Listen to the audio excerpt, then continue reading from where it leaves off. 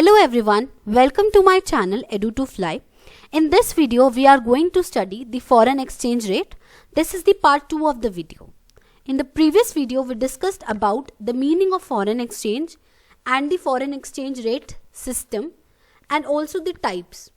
In this video, we are going to study why the foreign exchange is demanded and why it is supplied. So basically, why the foreign exchange is demanded? It is demanded by the people who needed to make payments in the foreign currencies. अब demand क्यों होगी? अगर किसी इंसान को, किसी individual को payment करनी है किसी दूसरी कंट्री में, तो उसको फॉरेन करेंसी चाहिए होगी. अब इंडिया में हूँ, मैं रहती हूँ, तो मैं इंडिया में कहीं भी शॉप पे जाऊँगी तो रुपीज़ चलता है. लेकिन अगर मैं कहीं फॉरेन जा रही हूँ, फॉरेन कंट्री में जा रही हूँ, तो ऑब्वियसली मुझे डॉलर चाहिए होगा या कोई और उस कंट्री की करेंसी चाहिए होगी जिससे मैं पेमेंट कर सकूं.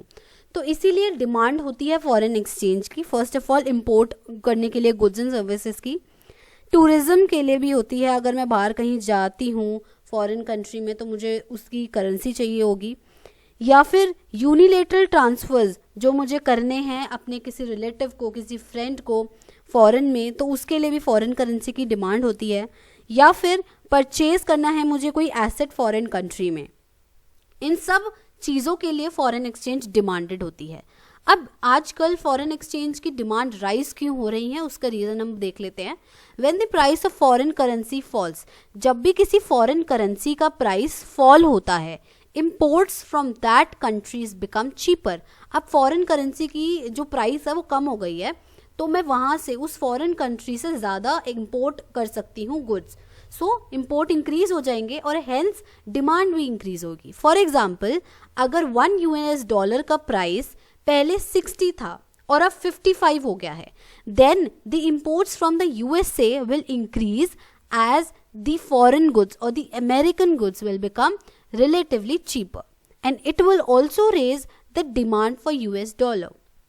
Next, when a foreign currency becomes cheaper in terms of a domestic currency, it also promotes tourism to that country. Also, demand increases. अब अगर किसी foreign currency की प्राइस जो है वो चीपर हो जाएगी, तो मैं क्या सोचूंगी, अरे पहले तो बहुत महंगा था यहाँ पे घूमना, अब मैं घूम सकती हूँ वहाँ जाके, अब मैं टूरिस्ट बन के जा सकती हूँ, मेरा ज़्यादा खर्चा नहीं होगा, तो टूरिज्म भी बढ़ रहा है. Next point, when price of foreign currency falls, अगर जब प्राइस फॉल हो जाता है फॉरेन करेंसी का, तो लोग ज़्यादा चाहते हैं स्पेक्यूलेटिव एक्टिविटीज़ करके गेन करना. Next, talking about the demand curve for foreign exchange. Demand curve कैसा होता है इसका, जैसा कि आप देख रहे हैं, ये डाउनवर्ड स्लोपिंग डिमांड कर्व है. और ये डाउनवर्ड स्लोपिंग क्यों है? Because of the inverse relationship between demand for foreign exchange and the foreign exchange rate. तो उसके लिए आप यहाँ पे देख सकते हैं, हमने दो चीज़ों को कंपेयर किया है, rate and the quantity demanded. जैसे कि हमने डिमांड में भी पढ़ा है, जनरली डिमांड डाउनवर्ड स्लोपिंग ही होता है. अब अगर मेरी पहले इनिशियली प्राइस ये था और क्वांटिटी ये थी, और नेक्स्ट मेरा प्राइस बढ़ जाता है, अगर मेरा प्राइस राइज हो जाता है, then my quantity demanded will also decrease. Next, moving on to the reasons for rise in the supply. अब सप्लाई क्यों होती है फॉरेन करेंसी की? तो अगर फॉरेन करेंसी, मेरा प्राइस फॉरेन करेंसी का बढ़ जाता है, तो डोमेस्टिक गुड्स जो होते हैं, डोमेस्टिक गुड्स वो चीपर हो जाते हैं, और वो फॉरेन गुड्स होते हैं, जो अमेरिकन गुड्स होते हैं, वो हमारे लिए महंगे हो जाते हैं. तो हम ज़्यादा चाहेंगे कि अपने डोमेस्टिक कंट्री के गुड्स ही खरीदें. So as a result supply भी राइज हो जाएगी. फॉर एग्जाम्पल, प्राइस अगर $US का राइज हो जाता है 60 to 65, देन हम एक्सपोर्ट ज़्यादा करेंगे USA को, एंड दैट विल इंक्रीज, क्योंकि इंडियन गुड्स जो हैं अब चीपर हो गए हैं.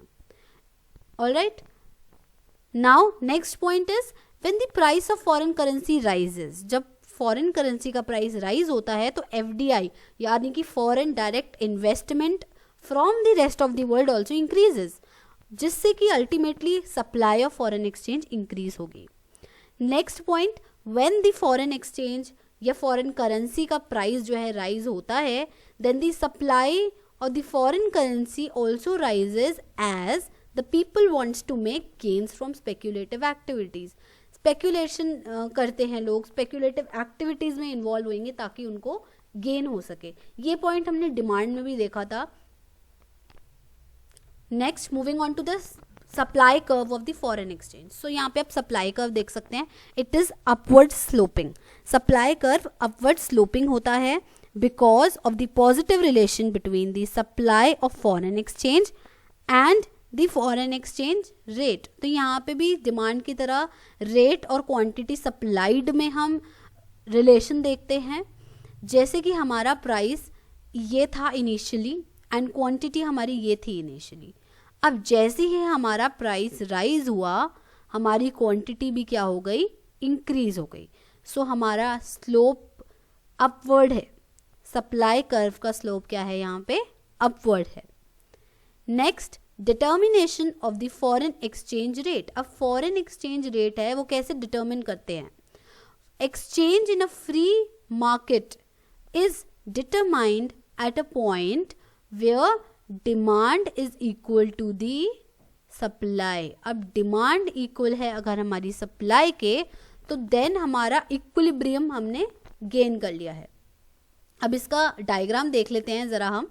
तो डायग्राम में यहाँ पे आप देख सकते हैं हमने वही रेट और क्वांटिटी डिमांडेड एंड सप्लाइड ली है on the X and the Y axis respectively. अब यहाँ पे हमारा प्राइस और क्वांटिटी मतलब हमारा डिमांड कर्व ये रहा और सप्लाई कर्व ये रहा। जहाँ पे ये इंटरसेक्ट करेंगे वो पॉइंट हमारा क्या होगा, equilibrium point. Alright, so like the price of a commodity, flexible exchange rate जो है वो डिटरमाइन होता है by the interaction of the demand and the supply.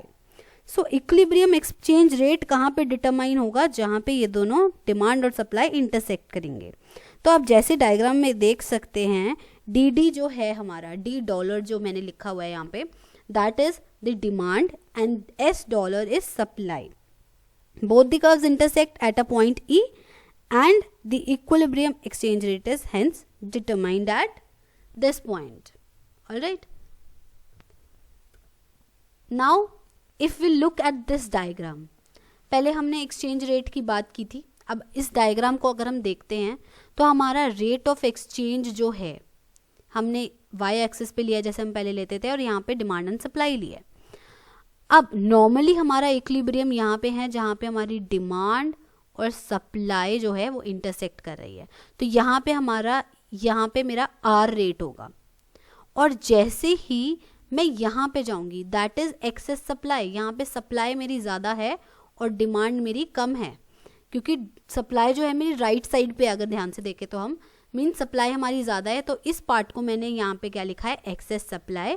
और कॉरेस्पॉन्डिंग अगर हम नीचे देखते हैं यहाँ पे, तो यहाँ पे डिमांड ज़्यादा है, डिमांड इधर है और सप्लाई इधर है। दैट मीन्स सप्लाई कम है और डिमांड ज़्यादा है, तो दैट इज एक्सेस डिमांड की सिचुएशन यहाँ पे बनेगी। तो इक्विलिब्रियम किधर है मेरा, आर पे, एक्सेस सप्लाई है मेरी R1 रेट पे, और एक्सेस डिमांड है मेरी R2 रेट पे। Thanks for watching the video. If you like the video, hit the like button, share with your friends and do subscribe the channel.